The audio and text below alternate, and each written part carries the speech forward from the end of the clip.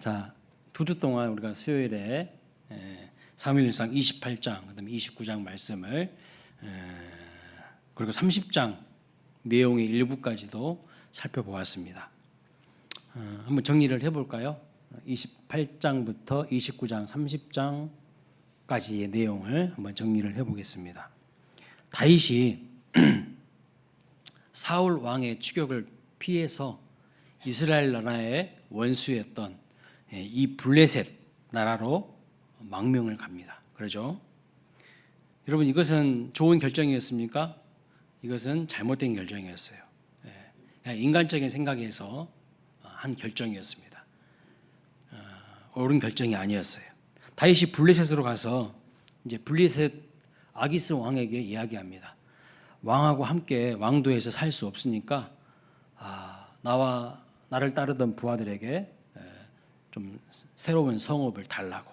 그랬더니 블레셋의 아기스 왕이 시글락이라고 하는 지역을 내어주게 됩니다. 그런데 다윗은 그 땅에 살면서 이제 어떻게 살았습니까? 블레셋으로 망명해가지고 블레셋 지역의 시글락에서 살면서 어떻게 살았습니까? 좋은 모습이 별로 없어요. 다윗의 정체성을 좀 약간 잃어버리고 마음이 많이 흔들렸던 것 같아요. 그래서 다른 나라와 다른 민족들을 막 괴롭혔죠. 그리고 아말렉 사람들을 침략하여서 남녀를 살려두지 않았고 양과 낙타와 나귀와 의복을 빼앗았습니다. 그런 어떻게 보면 약간 산적 같은 짓을 했어요. 그러면서 이제 아기스 왕이 다윗에게 물어봐요. 네가 요즘에 어떻게 뭐하고 지냈느냐, 어떤 나라를 침략했느냐 물어보니까 다윗이 거짓말까지 서스럼 없이 하는 것을 볼 수가 있어요. 그러니까 다윗이 블레셋으로 망명한 이후에는요, 좀 많이 망가진 모습들이 보이는 거예요. 그것을 성경은 또 그대로 감추지 않고 다 보여주고 있어요. 자, 이런 상황에서 블레셋은 이스라엘을 이제 무너지게 하기 위해서 이스라엘을 먹으려고 군대를 모집합니다. 이스라엘의 사울 왕이 그동안 허구한 날 뭐 했어요? 그냥 다윗 죽이기에만 눈이 멀어 있어요. 그러니까 국정을 돌보거나 민생을 챙기는 일은요 전혀 하지 않습니다. 그리고 이스라엘의 강력한 전쟁 영웅 다윗도 지금 어디에 가 있습니까? 블레셋으로 넘어갔으니까요. 이스라엘은 지금 힘이 없다고 판단한 거예요. 그래서 이스라엘과 전쟁하려고 군대를 딱 모집하는 것을 볼 수가 있습니다. 자, 이때 블레셋의 아기스 왕이 다윗과 그의 부하들에게 뭐라고 말합니까? 너희들도 이 전쟁에 참여하라고 그렇게 이야기를 하죠. 그래서 다윗은 왕의 명령이니까 어쩔 수 없이 전쟁에 참여하려고 자기 부하들을 이끌고 군사들을 이끌고 이스라엘로 이제 갑니다. 그래서 부하들을 이끌고 전쟁하기 위해서 자기의 주둔지였던 시글락을 떠나서 진을 치고 있는 이스라엘에 도착하게 되는데 블레셋 왕의 신하들이요 뭐라고 이야기합니까? 다윗을 우리가 믿을 수 없다고. 다윗을 어떻게 믿냐고. 믿을 수 없다고 이야기하면서 다윗과 그의 부하들은 전쟁에 참여시키지 말자고 그렇게 요청을 하고 왕은요 그 제안을 딱 받아들이는 거예요. 여러분 지금 이 흐름을 알고 계셔야 돼요. 이 흐름을 알고 오늘 본문을 보셔야 됩니다. 사실 여러분 이스라엘과 전쟁에 참여하는 것은요 이 다윗 입장에서는 매우 난처하고 곤혹스러운 상황 아니겠습니까? 왜냐하면 비록 사울 왕의 추격 때문에 블레셋으로 망명을 온 것은 사실이지만 이스라엘은 어떤 나라입니까? 자기 고국이잖아요. 자기가 태어나고 자란 곳이고 자기 부모 형제가 있는 곳 아닙니까? 어찌 고국을 배신하고 마치 우리나라 친일파들처럼 그렇게 이적질을 할 수 있겠습니까?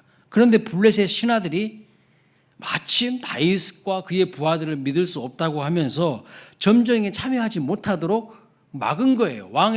아기스 왕에게 요청을 한 거예요. 그래서 결국 다윗과 그의 부하들은요 전쟁에 참여하지 않게 되죠. 그리고 아기스 왕의 명령대로 자기 처자식이 있는 시글락으로 다시 내려가게 됩니다. 그런데 여러분, 잠깐 다윗과 그의 부하들이 시글락을 떠나서 이스라엘에 가 있는 사이에 무슨 일이 있었습니까? 무슨 일이 있었어요? 아말렉 군사들이 쳐들어와 가지고요, 처자식 다 잡아가 버린 거예요. 예. 자, 이런 배경 속에서 오늘 사무엘상 30장 말씀을 봐야 되는 거예요. 28장, 29장 내용을 알아야 30장으로 넘어갈 수가 있어요. 자, 30장 말씀을 보면 그동안 여러 가지로 무너졌던 이제 다윗이 회복되는 스토리를 말씀하고 있어요. 블레셋으로 망명을 가가지고 거기서 살았던 다윗의 모습은 어떤 모습이었다고요? 많이 망가진 모습이었어요. 하나님의 사람다운 모습이 아니에요. 그런데 그 무너졌던 다윗이 오늘 사무엘상 30장에서 이제 회복이 되는 것을 볼 수가 있습니다. 아말렉 사람들을 포함하여 다른 민족과 사람들을 공격하면서 그들의 재산을 막 빼앗지 않았습니까? 또 아기스 왕에게 거짓말도 서슴없이 막 하지 않았습니까? 그렇게 블레셋에서 얼마를 살았습니까? 얼마를? 블레셋으로 망명하여서 얼마를 살았을까요? 27장 7절 말씀 보면 1년 4개월 살았다고 나옵니다. 1년 4개월. 그러니까 1년 4개월 동안 다윗의 인생은요, 추락하는 인생이었어요. 그냥 기억에서 지우고 싶은 인생, 허송세월한 인생, 잃어버린 세월이에요. 잃어버린 세월. 하나님의 사람다운 자신감도 없고 용기도 잃어버렸어요. 정체성도 잃어버렸어요. 자기 소속이 블레셋 군에 속해 있었으니까요, 자기 소속감도 잊어버렸어요. 처자식도요, 아말렉 사람들에 의해서 잃어버렸어요. 그러니까 자기 정체성 잃어버렸죠. 자기가 누구인지 자기 신분 의식도 잃어버렸죠. 자기 소속감도 잊어버렸죠. 처와 자식도 잃어버렸죠. 이런 모든 것들이 오늘 본문 30장에 보면 하나씩 다 이제 회복이 되는 것을 볼 수가 있어요. 자, 제일 먼저 뭐가 회복이 되냐면 다윗의 기도가 회복됩니다. 그래서 하나님과의 관계와 교제가 회복되는 거죠. 여러분, 영적인 자신감도 잃어버리고 재산과 가족도 되찾고 다 이제 회복이 되는데, 그 잃어버렸던 유다 공동체와의 관계도 이제 회복이 되게 됩니다. 결국 뭘 회복하게 되냐면 다윗의 다윗다움을 회복하게 되는 거예요. 오늘 이 자리에 나와서 예배하신 우리 성도님들 중에서도 인생의 소중한 것들을 잃어버리신 분들이 계시다면 오늘 이 말씀을 통해서 회복의 은혜가 있으시기를 주님의 이름으로 축복합니다. 이전보다 더 풍성한 은혜를 경험하게 되시기를 주님의 이름으로 축원합니다. 자, 먼저 다윗은 뭘 회복했다고요? 기도를 먼저 회복했어요. 기도를. 역설적이게도 엄청난 위기 가운데서 다윗이 제일 먼저 뭘 회복했냐? 기도를 회복합니다. 기도를. 다윗이 전쟁에 참여하라는 이 아기스 왕의 명령을 받고 잠시 시글락을 비운 사이에 시글락이 공격을 받았다고 그랬죠. 아말렉 군대에 의해서 공격을 받은 상태였습니다. 그래서 처자식을 잃어버리고 처자식들이 다 끌려갔습니다. 그래서 본문 3절 말씀 보세요. 오늘 본문 3절 이렇게 말합니다. 다윗과 그의 사람들이 성읍에 이르러 본즉 성읍이 불탔고 자기들의 아내와 자녀들이 사로잡혔는지라. 그래서 여러분, 어떻게 다윗과 그의 부하들이 반응할까요? 여러분이라면 열심히 일하고 왔는데, 열심히 뭐가 하고 왔는데, 집에 왔는데 내 처와 자식이 다 잡혀갔어요. 그럼 어떻게 하실 것 같아요? 아무런 반응이 없으셔요? 네. 우리 광일교회 성도님들은 워낙 믿음이 좋아가지고 아무런 반응이 없어. 네.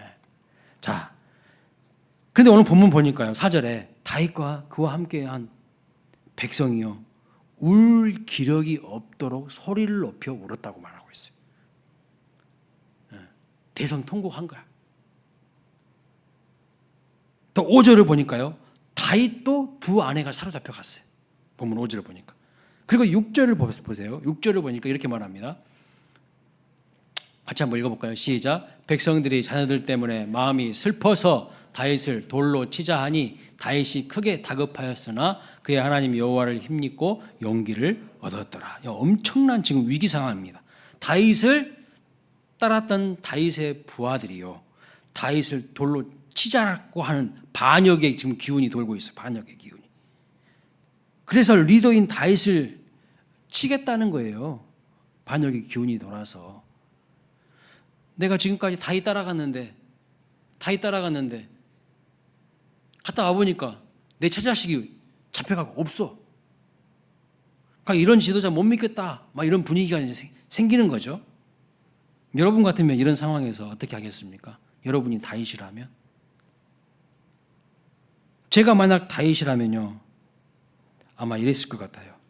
당신들이 슬픈 걸 알겠는데, 나도 처자식 뺏겼다고, 나도 지금 처자식을 잃어버렸다고, 당신들만 슬픈 것이 아니라 나도 슬프다고 그렇게 이야기했을 것 같아요. 제가 대단한 사람 아니니까. 그런데 다윗을 보니까 어떻게 반응합니까? 다윗은 그 순간요, 하나님을 찾은 거예요. 그 위기의 순간에, 다급한 순간에 누구를 찾았다고요? 하나님을 찾았다는 거예요. 그래서 하나님 여호와를 힘입고 다시 용기를 얻었다고 말씀하고 있습니다. 자, 여러분, 인생의 위기 가운데에 다른 것이 아니라 하나님을 생각한다면 그 사람은요, 복 있는 사람이에요. 인생의 위기 가운데 자꾸 하나님 아닌 다른 것들이 많이 생각나, 그 사람은요, 여전히 인생의 위기를요, 돌파할 수 없어요. 다윗은 위기 가운데에 그동안 잃어버렸던 하나님이 생각난다는 것입니다.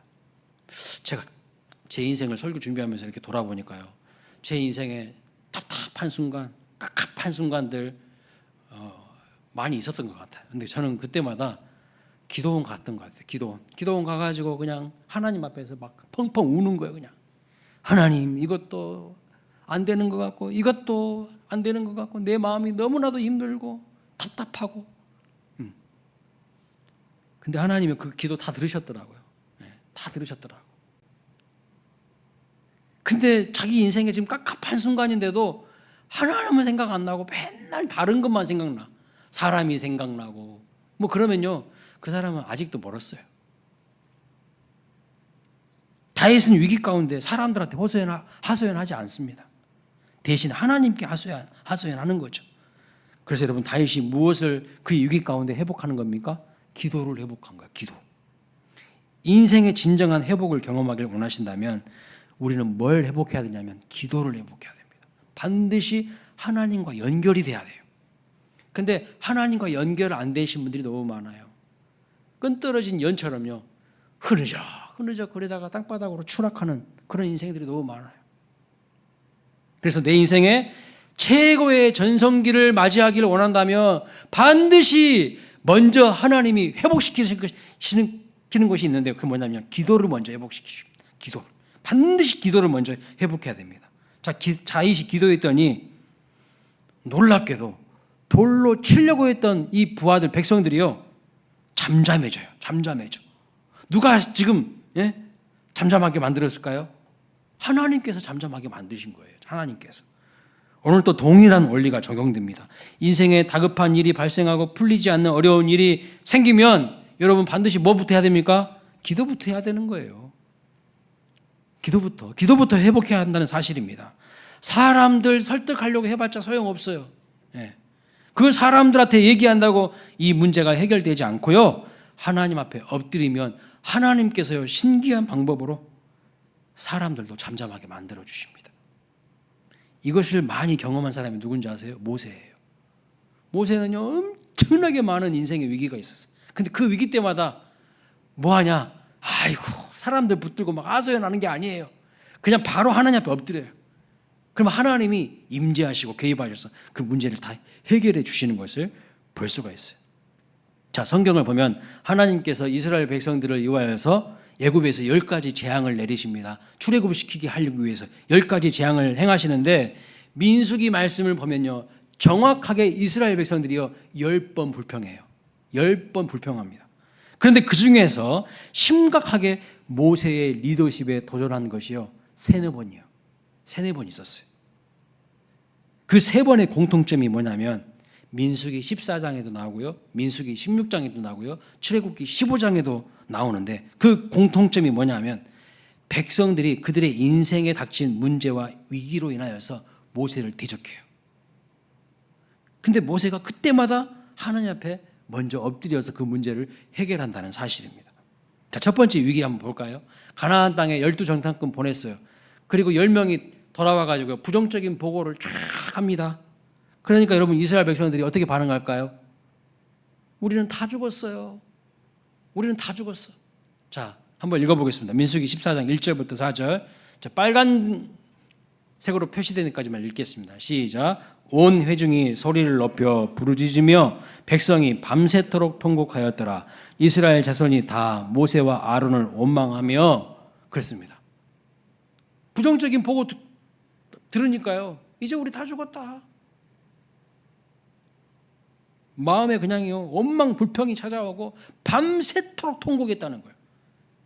그러면서 하는 말이 뭐하냐면 뭐 하려고 여기까지 우리를 끌고 와서 다 죽게 만드냐 광야에서 그런 이야기를 이제 하는 거예요.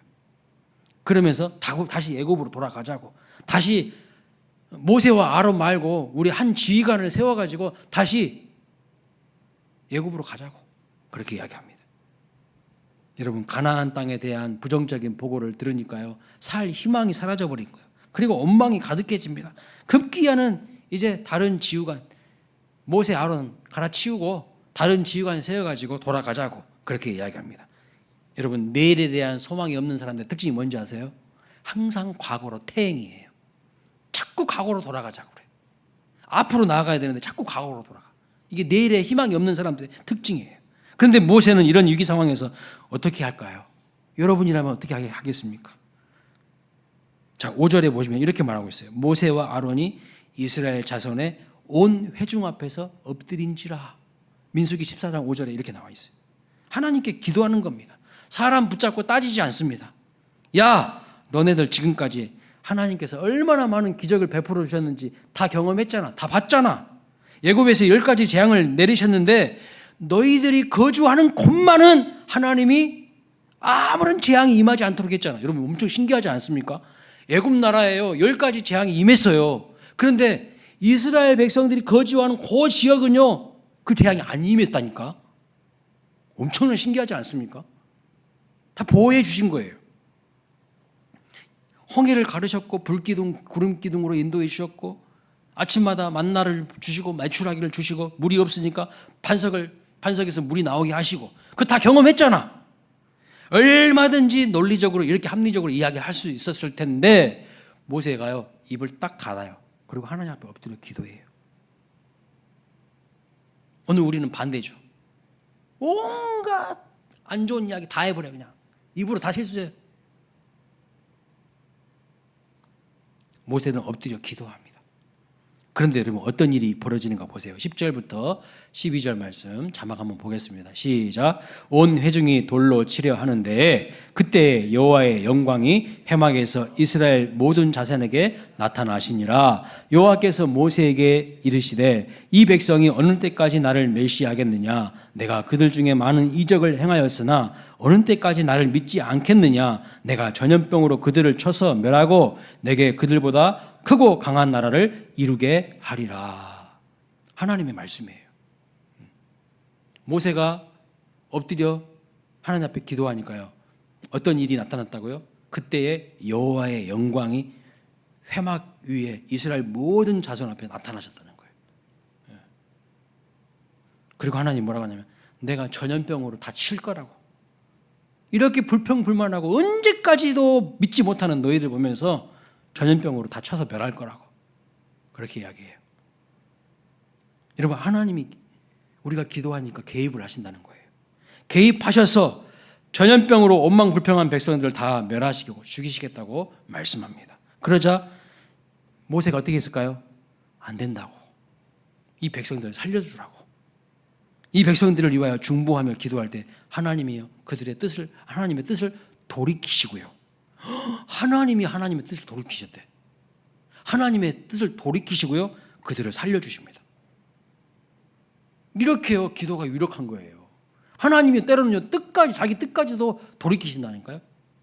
그러나 23절에 또 이렇게 말합니다. 내가 그들의 조상들에게 맹세한 땅을 결탄코 보지 못할 것이요 나를 멸시하는 사람은 한 사람도 그것을 보지 못하리라. 무슨 말이냐면 출애굽 1세대들은 단 한 사람도 가나안 땅에 못 들어간다는 거예요. 여호수아 갈렙을 제외하고. 그리고 그대로 이루어진 것을 볼 수가 있습니다.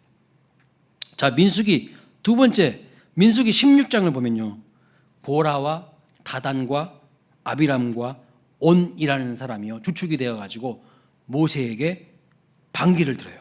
모세를 저항하고 대적합니다. 자, 16장 1절 2절 말씀 볼까요? 읽어봅니다. 시작. 레이의 증손 고핫의 손자 이스할의 아들 고라와 루벤 자손 엘리압의 아들 다단과 아비람과 벨렛의 아들 온이 당을 짓고 이스라엘 자손 총회에서 택함을 받은 자 곧 회중 가운데서 이름 있는 지휘관 250명과 함께 일어나서 모세를 거스르니라. 누구라고요? 고라, 다단, 아비람, 온 이 사람들이요 주축이 돼가지고 모세를 대적하는 거예요. 모세를 거스르는 거예요. 모세의 권위를 무시하면서 뭐라고 이야기한 줄 아세요? 3절에 보면 이렇게 말합니다. 그들이 모여서 모세와 아론을 거슬러 그들에게 이르되 너희가 분수에 지나도다. 회중이 다 각각 거룩하고 여호와께서도 그들 중에 계시거늘 너희가 어찌하여 여호와의 총회 위에 스스로 높이느냐. 이렇게 이야기하는 거예요. 뭐라고 이야기하는 거예요? 한마디로 말하면 모세와 아론을 거슬러서 이야기를 하는데 무슨 이야기하는 거예요? 야야야야 다 거룩한 거지. 너희들만 거룩하다고 하지 마. 이렇게 이야기한 거예요. 모두가 다 거룩한 것인데 너희들만 거룩하다고 하고 너희들만 스스로 높다고 하냐? 이렇게 모세와 아론을요 대적하면서 그들을 세우신 하나님의 권위와 질서 앞에 도전하는 거예요. 여러분, 모세를 백성의 지도자로 세우시고 아론을 대제사장으로 세우신 분이 누구예요? 하나님이시죠. 근데 결국에는 모세와 아론이 못마땅하다는 것은 누가 못마땅하다는 거예요? 하나님이 못마땅하다는 이야기예요. 하나님에 대해서 못마땅하게 여기고 시기와 질투심 가운데요 모세와 아론을 비방한 거예요. 그런데 이런 이야기를 듣고 여러분 모세가 어떻게 반응했을까요? 어떻게? 여러분이 모세라면 어떻게 반응하고 싶으십니까? 4절을 보면 이렇게 말합니다. 모세가 듣고 엎드렸다가. 자, 들었어요. 그들이 하는 소리 다 들었어요. 듣고 엎드리는 거예요. 하나님 앞에. 하나님께 그냥 기도하는 거예요. 그런 하나님 기도를 드리고 19절에 보면 어떤 일이 일어나는지 보십시다. 19절 말씀 보여주세요. 시작. 고라가 온 회중을 회막문에 모아놓고 그 두 사람을 대적하려 하매 여호와의 영광이 온 회중에게 나타나시니라. 하나님께서 나타나셔서 뭐 하셨을까요? 여호와의 영광이 나타나셨대요. 모세가 엎드리니까. 뭐 하셨을까요?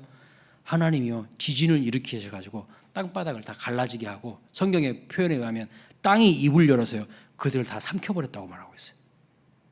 지진 일으켜가지고요 그들 다 삼켰어. 망하게 하셨다고 기록하고 있습니다. 이게 바로 그 유명한 고라 일당의 반역 사건입니다. 하나님이 진노하신 거예요. 하나님의 권위에 대든 거예요 이거는. 그래서 31절부터 33절 말씀 보세요. 읽어볼까요? 시작. 그들이 섰던 땅바닥이 갈라지니라. 땅이 그 입을 열어 그들과 그들의 집과 고라에 속한 모든 사람과 그들의 재물을 삼키매 그들과 그의 모든 재물이 산채로 수월에 빠지며 땅이 그 위에 덮이니 그들이 회중 가운데서 망하니라. 망한 인생 됐어요. 모세는요 고라 일당에게 따지지 않았어요. 그들 붙들고 하소연하지 않았어요. 그저 하나님 앞에 엎드려 기도합니다. 그러니까 하나님이 그 위기 상황에서 개입하셔서 문제를 해결해 주시는 것을 볼 수 있어요. 하나님의 권위를 드러내시고요 하나님의 사람의 영적 권위를 딱 세워주시는 것을 볼 수가 있어요.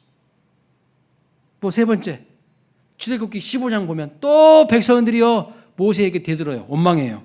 출애굽하여서 홍해를 건너고 광야의 마라라는 지역에 도착했는데 여러분 잘 알다시피 마라는요 물이 써서 마시지 못할 물만 있는 곳입니다.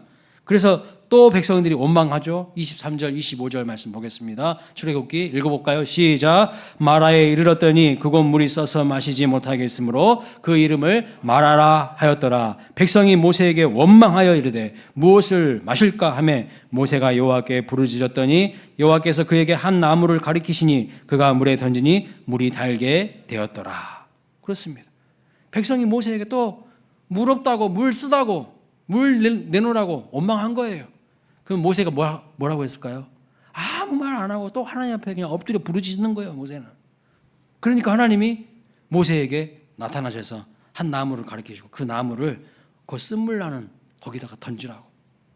그랬더니 단물로 바뀌는 거예요. 모든 성경 신학자들이 그 한 나무를 뭐라고 하냐면 십자가로 해석합니다. 십자가 있는 곳에 변화가 역사해요. 나타나는 거예요.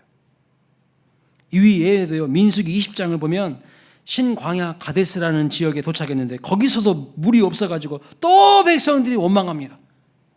또 원망해요. 그때에도 모세는요, 백성들 데리고 막 하소연하거나 막 싸우지 않고 하나님 앞에 또 엎드려요. 그리고 여호와의 영광이 그들에게 나타나사 반석에 명령하여 물을 내게 하시는 것을 볼 수가 있습니다.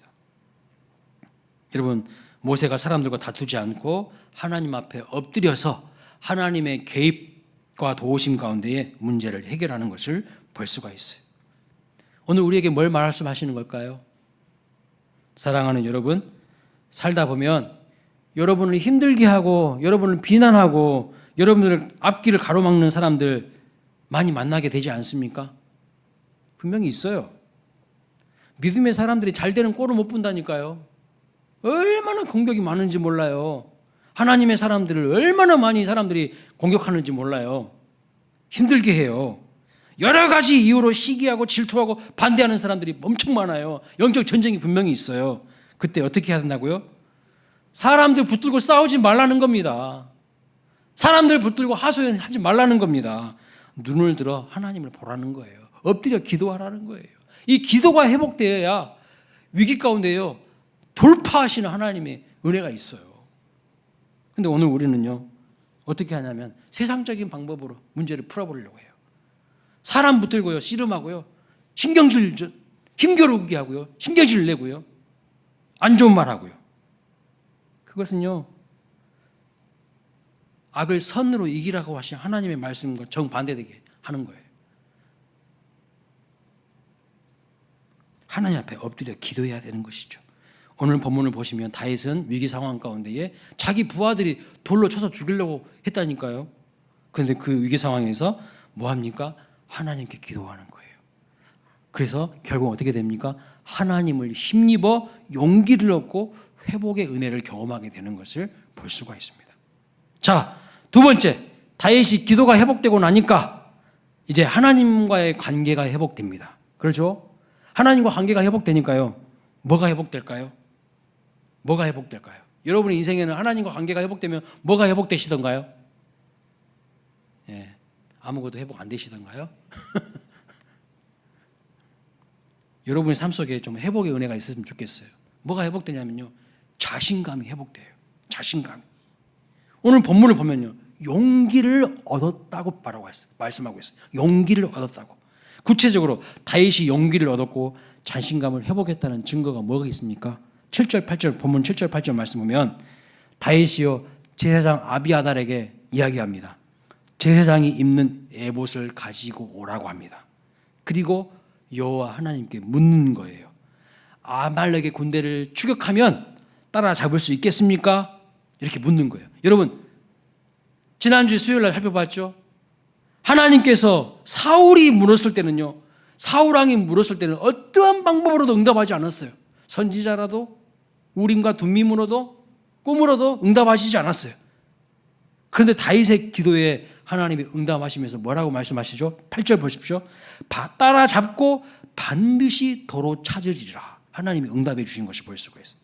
그래서 기도가 회복되니까 블레셋에서 한동안 1년 4개월 동안 엉망으로 살았는데 기도가 회복되니까 하나님과의 관계가 회복되고 자신감이 다시 회복되는 거예요. 자신감이. 그리고요, 담대하게 이제 다윗이 나아갑니다. 아말렉 군대를 추격해서 나아가는데 자기 부하 600명 데리고 가는 거예요. 그런데 가다 보니까 약 200명의 사람들이 너무 피곤하고 지쳐 있는 겁니다. 그래서 자꾸 뒤떨어지는 거예요. 그래서 뭐 합니까? 야, 200명 너희들은 그냥 쉬어. 따라오지 마. 400명만 데리고 가는 것을 볼 수가 있어요. 이 내용이 오늘 본문의 내용이에요. 200명이요. 가다가 지쳐버린 거야. 피곤해가지고. 그리고 200명은 그냥 쉬라고 하고 400명 데리고 갑니다. 저는 이 부분을 하나님이 의도적으로 기록하셨다고 말씀합니다. 이 부분을 왜 기록했냐면요. 다윗이 회복되었다는 것을 말씀해 주기 위해서 이 부분을 의도적으로 기록했어요. 이 말씀이 중요한 의미를 가지고 있습니다.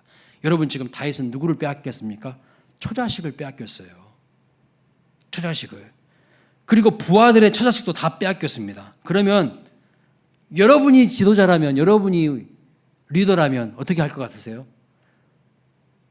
한 사람이라도 더 데리고 가야지요. 그러지 않겠습니까? 아니 아말렉 군대를 추격하려면 어떻게 해서든지 한 사람이라도 더 데리고 가가지고 추격해가지고 싸워서 이겨야 될 거 아니겠습니까? 그런데요, 피곤하다고 200명 놔두고 그냥 가는 거예요. 뭔가 이거 이상한 거 아닙니까? 세상에 논리가 많지 않잖아요. 세상의 논리는요, 싸워 이기려면 한 사람이라도 더 끌어 모아가지고 데리고 가가지고 싸워서 이겨야 되잖아요. 근데 이게 뭘 의미하는 걸까요? 이거 의도적으로 하나님 기록하게 하신 거예요. 왜요? 왜 다윗이 이렇게 할 수 있었을까요? 전쟁은 사람 수로 하는 거 아니야. 이거 우리에게 좀 알려주는 거예요. 전쟁은 사람 머릿수로 하는 것이 아니라는 것을 알려주기 위해서. 다윗은 이미 그거 알고 있었어요. 다윗은 이미 전쟁은 사람 머릿수로 하는 거 아니라는 걸 이미 알고 있었어요. 어떻게 알았을까요? 다윗이 골리앗과 싸워서 승리할 때 이미 경험했어요. 무기의 힘으로 이겼습니까? 사람 수의 힘으로 이겼습니까? 키와 신장의 힘으로 이겼습니까? 아니에요. 그런 건 아니라는 거 다윗이 이미 알고 있어요. 다윗이 골리앗과 싸워 승리할 때도요, 무기의 힘으로 이긴 게 아닙니다. 다윗이 이렇게 이야기했잖아요. 골리앗을 보면서 너는 칼과 창과 단창을 가지고 나오지만 나는 만군의 주 여호와의 이름을 의지하고 나아간다. 이렇게 이야기하지 않습니까? 그렇게 하나님 의지하고 나아간다고 선포하고, 사람들이 보기에는 너무 시시한 물맷돌 5개 들고 나아가는 거, 물맷돌 5개. 그러니까 그 모습을 보면 블레셋 군대들이 뭐라고 생각했을까요? 장난치냐? 콧방이 끼었을 거예요. 너무 시시한 물맷돌 5개 들고 나아갑니다. 그런데 누가 이깁니까? 다윗이 이겼어요. 그때 다윗의 그 자신감 넘치던 믿음과 용기가 넘치던 다윗의 모습으로 오늘 회복된 것을 볼 수가 있어요. 그 다윗이 회복되었다는 것을 말하기 위해서요, 200명이 지쳐 있으니까 그래? 너희들 그냥 쉬어. 나는 너희들 없어도 돼. 나는 하나님만 있으면 돼. 하고 간 거예요. 400명만 있어도 충분해. 아니요. 400명 다 필요 없어. 200명만 있어도 충분해. 아니요. 200명도 필요 없어. 이게 다윗이 회복됐다는 것을 그려주고 있다는 거죠. 여러분, 하나님을 수치로 표현한다는 것이 좀 어폐가 있지만 굳이 표현한다면 어떻게 표현할 수 있을까요? 하나님은 무한대예요. 무한대. 그러면 여러분 수학 잘하셨죠? 수학 잘하셨죠? 한 명만 웃고 나머지는 다 웃지를 못하고 계시는 것 같아요. 자, 무한대 더하기 200 하면 뭐죠? 무한대. 오, 이은자 공사님 말씀하셨죠? 이야, 똑똑하시네. 근데 무한대 마이너스 200은 뭐예요? 예? 질문 같지 않아가지고 그냥 대답을 안 하신가 봐. 무한대 마이너스 200은 뭐예요? 무한대예요. 다윗은요, 원래 무한대이신 하나님을 소유한 사람이었어요. 다윗은 하나님 안에 거했던 사람입니다. 그래서 골리앗 이기고 전쟁에서 승리할 수 있었던 건 아닙니까? 그런데 다윗이 하나님을 잃어버리고 중간에 하나님을 놓쳐버리자 무엇을 찾았습니까? 우리 지금 사무엘상 말씀 쭉 보고 있는데 다윗이 그 능력의 근원이신 하나님 붙들 때는요, 다른 거 다 필요 없어요. 하나님만 있으면 됐어. 근데 다윗이 하나님 잃어버리고 하나님 놓치자 중간에 뭐 찾았어요? 골리앗의 칼을 찾았어요. 이게 오늘 우리에게 주시는 메시지가 무엇일까요? 하나님 놓치고 하나님 잃어버린 인생은요, 항상 불안해요. 두려움이 가득해요. 염려가 가득합니다. 그래서요, 세상에 화려한 것들을 찾아요. 세상에 강한 것들을 찾습니다. 온갖 세상적인 방법으로요, 안전장치를 만들어 놔요. 그럼에도 불구하고 여전히 두렵고 불안해요. 하나님 없으니까. 그런데 다윗이 하나님을 회복하니까요, 어떻게 합니까? 400명만 데리고 가는 거예요. 400명만. 200명만 데리고 가도 되죠. 무슨 말씀이냐면 도울 힘이 없는 인생을 의지하지 않는다는 거예요. 하나님 의지하고 하나님과 동행하면 용기를 얻고 자신감을 회복하고 담대해지는 겁니다. 왜 오늘 우리가요, 불안하고 두렵고 염려, 근심, 걱정으로 충만한지 아세요? 하나님과 연결이 안 돼 있어서 그래요. 하나님과 연결되어 있으면요, 담대해져요. 자신감이 생겨요. 여러분 인생 가운데 하나님 놓치지 않으시기를 축복합니다. 하나님과 함께하는 사람은요, 세상의 것들로 나를 치장하지 않아도요, 그 자체로 걸작품이고요, 존귀한 존재예요. 그런데 하나님을 상실한 사람들은요, 온갖 세상 것들로 온몸을 명품으로 휘감싸도요, 스스로 알아요. 내가 걸작품이 아니라는 거, 내가 추하다는 거, 내가 죄인이고 내가 엉망진창이라는 거 자기 양심 못 속여요. 하나님을 소유한 인생은요, 나에게 있는 물질적인 것도 다른 사람에게요, 아낌없이 그냥 퍼주고 내어줍니다. 왜요? 진정 가치 있고 가장 좋으신 하나님을 소유하고 있기 때문에. 그런데 하나님을 소유하지 못하는 인생들은요, 하나님 안에 거하지 않는 인생들은 세상적인 것들이 너무 소중해서 그런 것들에 매여 있고요, 누군가의 그것도 나누지도 못해요. 헌금도 벌벌 떨어요. 못해. 11조 못해. 하나님이 그 안에 없으니까요. 돈이 너무 가치가 있는 거야. 소중한 거지. 돈보다 더 가치 있는 하나님 만난 사람은요, 돈을 우습게 여겨요. 내가 돈을요, 관리하고 지배하고 다스려요. 그런데 하나님 제대로 만나지 못한 사람은요, 돈이 하나님이야. 돈 밑에 내가 있어. 쩔쩔매는 겁니다. 다윗이 하나님 회복하자 그는 담대해져서요, 군대를 추격하는 거예요. 추격합니다. 여러분, 이 모습이 멋지지 않습니까? 이 모습이 우리의 모습 되시기를 주님의 이름으로 축복합니다. 다윗이 했던 그래서 멋진 고백이 뭡니까? 시편 18편 29절에 이렇게 말합니다. 내가 주를 의뢰하고 적군을 향해 달리며 내 하나님을 의지하고 담을 뛰어넘나이다. 인생의 담을 뛰어넘는 비결, 우리가 지치지 않고 지속적으로 달려갈 수 있는 비결, 그게 뭡니까? 내 하나님을 힘있게 의지하는 데서 모든 것이 가능한 거예요. 그런데 엉뚱한 것을 의지하고 있으니까요, 힘이 안 생기는 거예요. 엉뚱한 거. 그것을 다 비워내고요, 하나님으로 충만하게 채우면 적군을 향해 달려간다니까요. 모든 인생의 장벽과 한계를 뛰어넘어 돌파해가는 힘을 하나님이 주시는 거예요. 그래서 내게 능력 주시는 자 안에서 내가 모든 것이 가능합니다. 이런 고백을요, 담대하게 할 수 있어요. 근데 하나님 잃어버리면요, 아무리 좋은 것들이 많아도요, 그 사람 내면이 시들시들해져 있어요. 항상 근심, 걱정, 연면에 쌓여있고요, 인생이 재밌지도 않고 즐겁지도 않아요. 자, 셋째로 다윗이 회복한 것이 무엇일까요? 세 번째. 첫 번째는 뭐라 했어요? 기도가 회복됐어요. 두 번째 뭐가 회복됐어요? 자신감과 용기를 회복했어요. 하나님을 의지하고. 세 번째 뭐를 회복했을까요? 가족과 잃어버린 가족과 재물을요, 다 회복합니다. 100% 다시 찾습니다. 자, 본문 18절 말씀 보겠습니다. 읽어볼까요? 시작. 다윗이 아말렉 사람들이 빼앗아갔던 모든 것을 도로 찾고 그의 두 아내를 구원하였고. 여러분, 하나님이 회복하게 하시면요, 잃어버린 것들 다시 다 되찾게 하실 줄로 믿습니다. 우리 가운데 가정이 깨어진 가정이 있습니까? 그 가정이 회복되는 은혜를 구합니다. 부부 관계가 깨진 분들 계십니까? 그 관계를 하나님이 회복해 주셨으면 좋겠습니다. 물질을 잃어버리신 분들이 있습니까? 건강을 잃어버리신 분들이 있습니까? 다시 다 회복되고 되찾게 되시기를 주님의 이름으로 축복합니다. 기쁨을 잃어버리신 분들이 계십니까? 하나님께서 그 기쁨 다시 찾게 해주시기를 축복합니다. 직장 잃어버린 분들이 있습니까? 그 직장 하나님이 다시 찾게 하시기를 주님의 이름으로 축원합니다. 어떤 분들은 권위를 다 잃어버렸어요. 권위. 우리 그리스도인들이 권위가 있어요. 영접하는 자, 그 이름을 믿는 자들에게는 하나님의 자녀가 되는 권세를 주셨어요. 우리는 권세 있는 자들이에요. 그런데 권위를 다 잃어버렸어요. 하나님과의 관계가 더욱 깊어짐으로 말미암아 여러분에게 주신 하나님의 그 권위가 권위가 회복되시길 주님의 이름으로 축원합니다.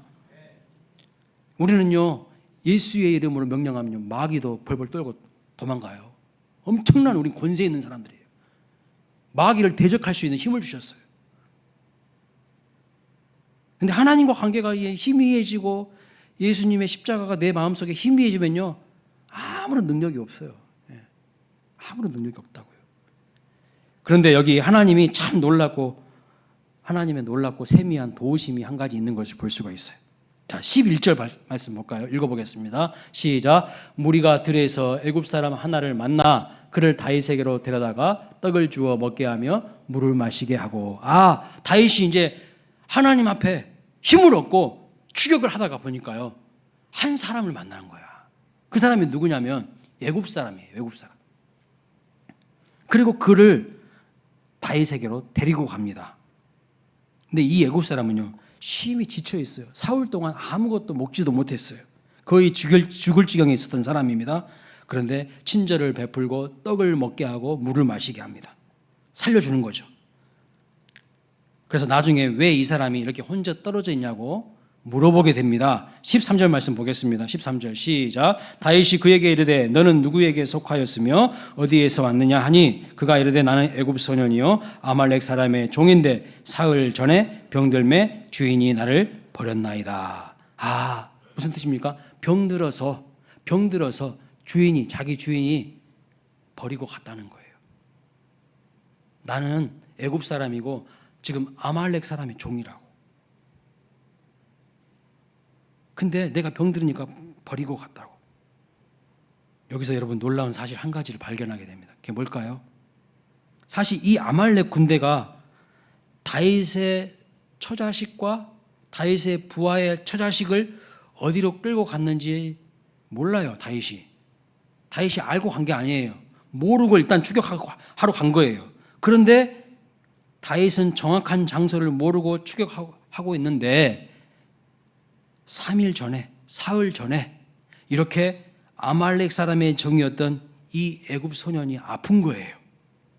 병든 거예요. 그래서 데리고 가기가 힘들어서 버린 겁니다. 그런데 이 애굽 소년의 도움으로 말미암아 아말렉 군대를 추격하는데 길을 인도받는 것을 볼 수가 있어요. 이거 여러분 그냥 필요 없는 내용인데 집어넣는 게 아니라 아주 중요한 메시지가 있다는 것을 알고 여기다 집어넣는 거예요. 여러분 우리는요 그 이유를 잘 모르지만 한 사람을 아프게 만드셔가지고요 하나님이 때로 우리 길을 인도하실 때가 있다는 거예요. 아니 저 사람이 왜 아픈지 몰라. 왜 병들지 모르고 왜 사고 난지 몰라. 우리는 다 몰라요. 그런데 그 사람을 아프게 만드셔가지고 우리가 가야 할 길을 때로는 인도하신다는 거예요. 하나님이. 때로는 하나님은 어떻게 역사하시냐면 한 사람을 아프게도 하신다는 거예요. 왜 아픔을 주시는지 우리는 잘 몰라요. 잘 몰라. 그런데 이 사람의 아픔을 통해서 하나님은 길을 인도하신다는 것을 오늘 본문은 우리에게 보여주고 있다는 겁니다. 놀라운 것은 아무도 그 이유를 알지 못하지만 그 아픔 가운데에 하나님이 행하시는 놀라운 일이 있다는 것을 보여주고 있어요. 여러분 이미 아말렉 군대가 처자식들 다 붙잡아가지고요 이미 며칠 전에 떠났어. 그럼 어디에 있는지 어떻게 알고 가겠습니까? 그 시대에 뭐 GPS가 있습니까? 뭐 아무것도 없어요. 그냥 막 추격해서 가는 거야. 어딘지 모르고 향방을 모르고. 그런데 가다 보니까 한 아픈 사람을 만나서 아말렉 군대가 어디로 갔는지 길을 인도받게 하는 것을 볼 수가 있어요. 아파서 병들고 버리고 갔기 때문에 이 사람이 다윗 일행을 만나게 되었고 다윗이 가야 할 길을 인도해 줬다는 거죠. 여러분 혹시 이유 없이 아픔 가운데 계신 분들 계십니까? 하나님께서는요 바로 그 병을 통해서도 하시고자 하시는 일이 있으심을 믿으시기 바랍니다. 그래서 저는 그런 생각해봐요.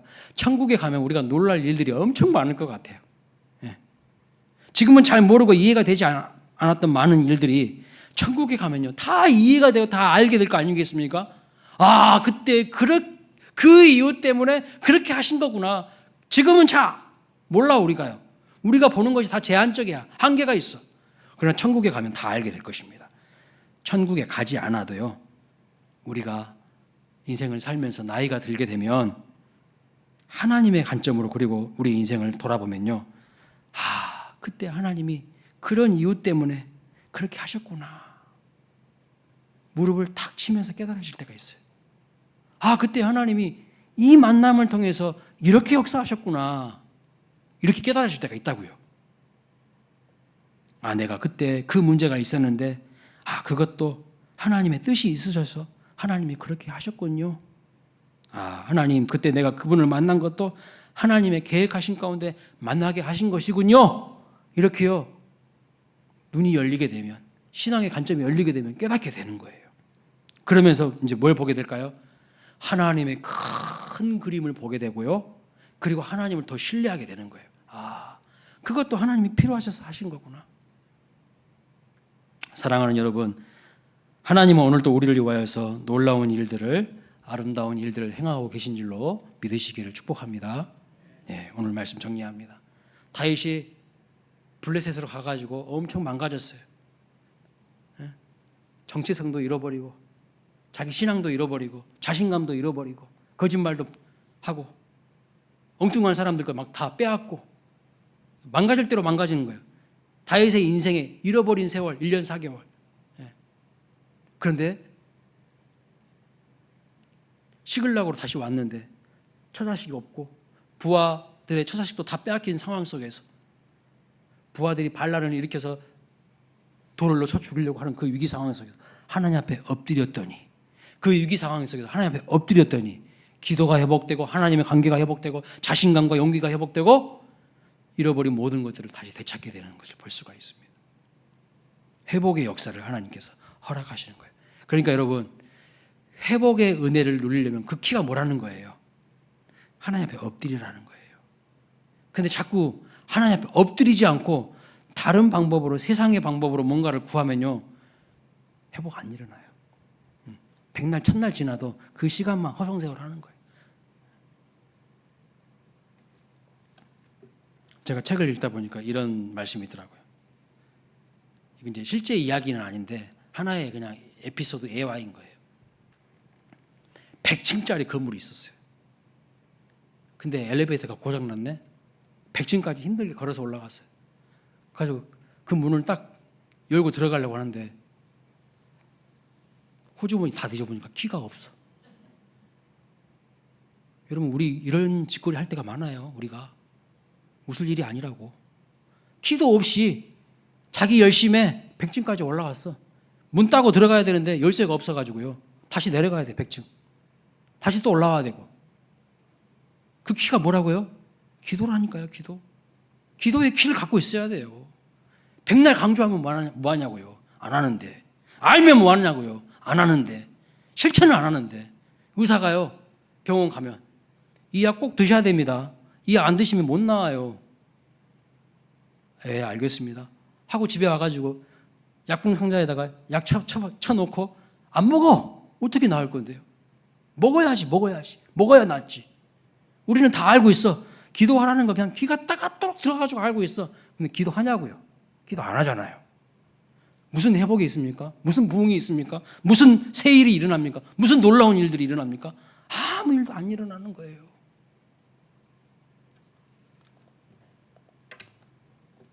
분명히 말씀합니다. 여호와를 힘입고 용기를 얻었더라. 누구를 힘입고 여러분 용기를 얻으려고 하십니까? 무엇을 힘입고 용기를 얻으려고 하십니까? 그 대상이 진짜 여호와 하나님 맞습니까? 그것을 하나님께서 오늘 우리에게 던지시는 거예요. 너는 정말 뭘 힘입고 용기를 얻고 싶은데, 너는 정말 누구를 힘입고 용기를 얻고 싶은데, 그게 정말 나 맞아? 나 여호와 맞아? 하나님 우리에게요 던지시는 질문이에요. 자, 우리 찬양하고 기도하겠습니다. 286장입니다.